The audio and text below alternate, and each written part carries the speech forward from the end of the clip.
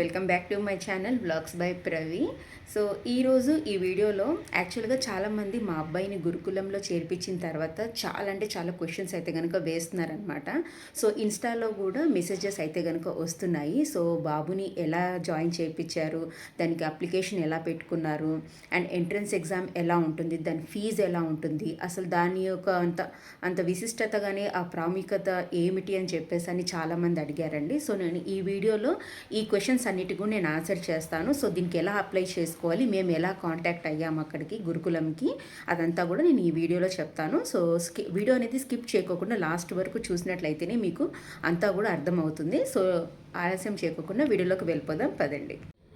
So మీరు గురుకులంలోకి enter అవ్వగానే మీకు ఫస్ట్ అయితే కనుక అడ్మిన్ ఆఫీస్లో మీకు ఈ గురుకుల ఆర్గనైజేషన్ ట్రాన్స్ఫార్మింగ్ లైఫ్ అని చెప్పేసి అని ఒక బుక్లెట్ అయితే కనుక ఇలా ఇస్తారండి. అండ్ ఆ తర్వాత అంటే మీరు అడ్మిషన్ తీసుకోవాలి అనుకుంటే కనుక వాళ్ళు మీకు టోకెన్ అనమాట, అంటే ఫస్ట్ అడ్మిషన్ కోసం వాళ్ళు మన దగ్గర 21,000 అనేది పే చేయించుకుంటారు.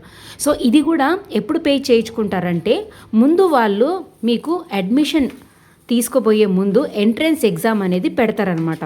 సో పెట్టిన తర్వాత అందులో మీరు పాస్ అవుతేనే మీకు సీట్ అనేది కన్ఫర్మ్ చేస్తారు. అది కూడా మీకు తెలుగు అండ్ ఇంగ్లీష్లో మాత్రమే ఉంటుందన్నమాట ఎగ్జామ్ అనేది. ఆ ఎగ్జామ్ అనేది మీరు పాస్ అవుతేనే, అంటే ఇక్కడ వచ్చేసి 5th to 12th స్టాండర్డ్స్ వరకు మాత్రమే ఈ హాస్టల్లో ఉందండి. సో దానికి సంబంధించిన సిలబస్ ఏదైతే ఉంటుందో, సపోజ్ ఇప్పుడు మీరు 5th క్లాస్కి అడ్మిషన్ తీసుకోవాలనుకుంటున్నారు, 4th క్లాస్ సిలబస్ అనేది మీకు తెలుగు ద్వారా కానీ ఇంగ్లీష్ ద్వారా కానీ మీకు ఎంట్రన్స్ ఎగ్జామ్ అనేది పెడతారనమాట. సో పెట్టిన తర్వాత అది పాస్ అవుతే మీకు సీట్ అనేది కన్ఫర్మ్ చేస్తారు. ఓకేనా? ఈ సీట్ అనేది కన్ఫర్మేషన్ అయిన తర్వాత మిమ్మల్ని అడ్మిన్ ఆఫీస్లోకి పిలిచినప్పుడు ఈ ఏంటంటే కనుక ఈ బుక్లెట్తో పాటు మీకు ఫస్ట్ వాళ్ళ యొక్క కండిషన్స్ కానివ్వండి, రూల్స్ అండ్ రెగ్యులేషన్స్ కానివ్వండి, మనకి ఇలా ఒక పాంప్లెట్ పేపర్ లాగా ఇస్తారన్నమాట. ఇక్కడ అడ్మిషన్ కోసం, అలాగే లేదంటే స్కూల్ కోసమా, లేకపోతే ఒకవేళ ఏదైనా నిబంధనలు ఉంటే కనుక దాని యొక్క టెర్మినేషన్ దాని గురించి కానివ్వండి, అలాగే హాస్టల్ గురించి అయితే కనుక హాస్టల్ యొక్క వాళ్ళు తీసుకునే మ్యాండేటరీగా ఖచ్చితంగా తీసుకునే రూల్స్ అండ్ రెగ్యులేషన్స్ కానివ్వండి, అంతా కూడా మీకు ఒక ఇట్లా పేపర్ టైప్ ఇస్తారనమాట. సో ఇదంతా కూడా ఎవరికి హాస్టల్లో ఉండే పిల్లల కోసం. హాస్టల్లో వాళ్ళని జాయిన్ చేయించిన తర్వాత మనం వాళ్ళని కాంటాక్ట్ ఎలా అవ్వాలి అంటే వాళ్ళ రూమ్ నెంబర్ ప్రకారంగా వాళ్ళకి డేట్స్ అయితే కనుక ఇలా ఫిక్స్ చేస్తారనమాట. సో దీని ప్రకారంగా మనకు వాళ్ళు ఇన్ఫర్మేషన్ అనేది గ్యాదర్ చేస్తారు. మనకి ఎప్పుడు మీటింగ్స్ ఉంటాయి, పిల్లల్ని చూడడానికి విజిట్ అనేది ఎప్పుడు ఉంటుంది అనేది కూడా మొత్తం డీటెయిల్స్ అన్ని మనకి చెప్తారనమాట. సో దీని తర్వాత వాళ్ళు అడ్మిషన్ కోసం ఫీజు అనేది పే చేయించుకుంటారు. సో నేను చెప్తున్నాను కదా, ఇక్కడ నేను లాస్ట్ ఇయర్ బాబుని చేర్పించాను 7th క్లాస్ కోసము. సో ఇక్కడ వచ్చేసి వాడికి అడ్మిషన్ ఫీజు అనేది 21,000 అనేది మేము పే చేసామన్నమాట. సో ఇది కూడా కన్ఫర్మేషన్ అయిన తర్వాత, ఇది మేము ఎప్పుడు పే చేసాము, యాక్చువల్గా డిసెంబర్ నుంచి స్టార్ట్ అవుతాయండి అడ్మిషన్స్ అనేటివి. ఓకే, అడ్మిషన్స్ అనేటివి డిసెంబర్ నుంచి మీకు అప్ టు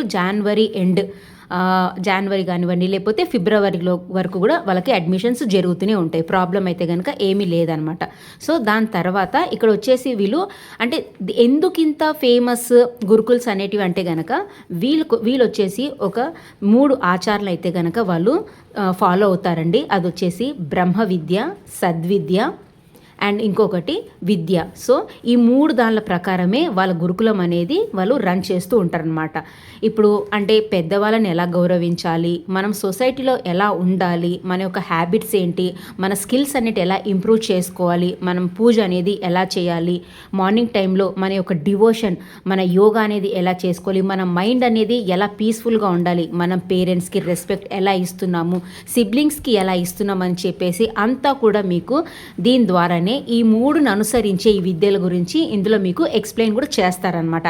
అడ్మిషన్ ఆఫీస్లోని ఎప్పుడైతే కనుక మీ పిల్లవాడు ఎంట్రన్స్ ఎగ్జామ్ పాస్ అవ్వి మీరు అడ్మిషన్ అనేది పే చేస్తారో దాని తర్వాతనే క్యాంపస్కి తీసుకొని వెళ్తారనమాట. వీళ్ళు హాస్టల్ క్యాంపస్కి తీసుకెళ్ళి చుట్టూరా మొత్తం కూడా మీకు దాని యొక్క ఫెసిలిటీస్ ఏంటి, ఎలా అప్రోచ్ అవ్వాలి అనేది అంతా కూడా, తర్వాత హాస్టల్ అనేది ఎలా ఉంటుంది అనేది కూడా మొత్తం మీకు వాళ్ళు ఏంటంటే చిల్డ్రన్సే ఎక్స్ప్లెయిన్ చేస్తూ ఉంటారనమాట.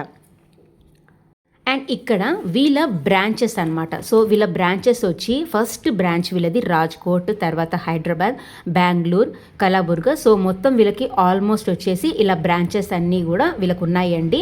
అంటే మీ నియర్ బై మీరు ఎక్కడ ఉంటారో అది చెక్ చేసుకొని మీరు ఆ బ్రాంచ్లో కనుక హాస్టల్ అయితే కనుక హాస్టల్ చేర్పించుకోవచ్చు, లేదంటే కనుక మీరు డే స్కూల్లో అన్న కూడా చేర్పించుకోవచ్చు అనమాట. అండ్ మోస్ట్లీ ఇది వచ్చేసి ఓన్లీ బాయ్స్కి మాత్రమేనండి, గర్ల్స్కి అయితే కనుక కాదు. ఈవెన్ డే స్కూల్ అయినా లేదంటే హాస్టల్ అయినా ఓన్లీ ఫర్ బాయ్స్కే అనమాట, ఓన్లీ అంటే గర్ల్స్కి అయితే కనుక లేదు. అండ్ ఇంకొకటి ఏంటంటే కనుక coming to fee structure. So fee structure వచ్చేసి ఏంటంటే కనుక మేము మా బాబుకి వచ్చి 7th క్లాస్ కోసము 2.5 lakhs అనేది మాకు చెప్పారండి.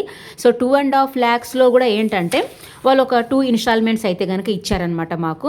అండ్ వీళ్ళ క్లాసెస్ అనేది ఎప్పుడు స్టార్ట్ అవుతాయి అంటే కనుక June 15th నుంచి స్టార్ట్ అవుతాయండి. ఆ లోపు మనము ఫస్ట్ ఇన్స్టాల్మెంట్ అనేది పే చేసుకోవాలి. నెక్స్ట్ వచ్చేసి మనకి అక్టోబర్ కానీ నవంబర్ కానీ టైం ఇస్తారు, సెకండ్ ఇన్స్టాల్మెంట్ అనేది పే చేసుకోవాలన్నమాట.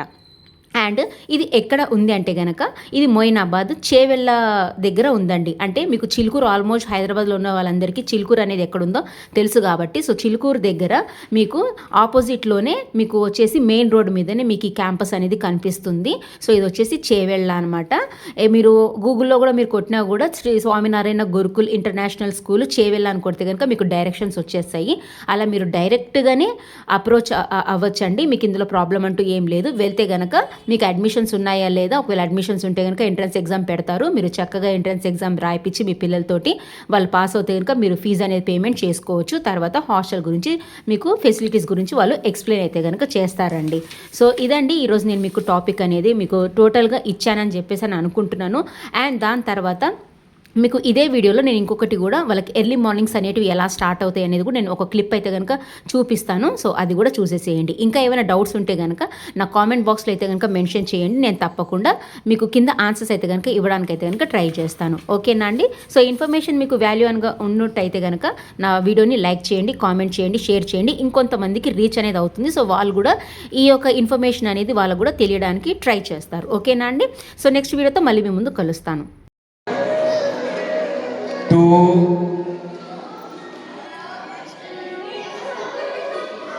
that's it.